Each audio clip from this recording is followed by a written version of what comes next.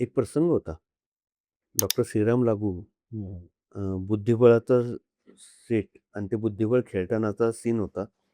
तर त्या बुद्धिबळाच्या सोंगट्या मी केल्या होत्या अशा. मोठ्या रोडवर. राजासारखा राजा, हां. वजीर घोडे असं घोड्यावर बसलेले.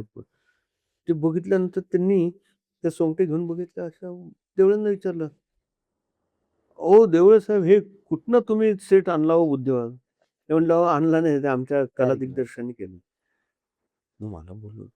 त्यांना एवढं ते कौतुक वाटलं ना, बरोबर. की ह्याच्यासाठी ह्या माणसाने बुद्धिबळाच्या सोंगट्या बनवल्या, बनवलंय. बरोबर. वेगळ्या वाटा हं, हं.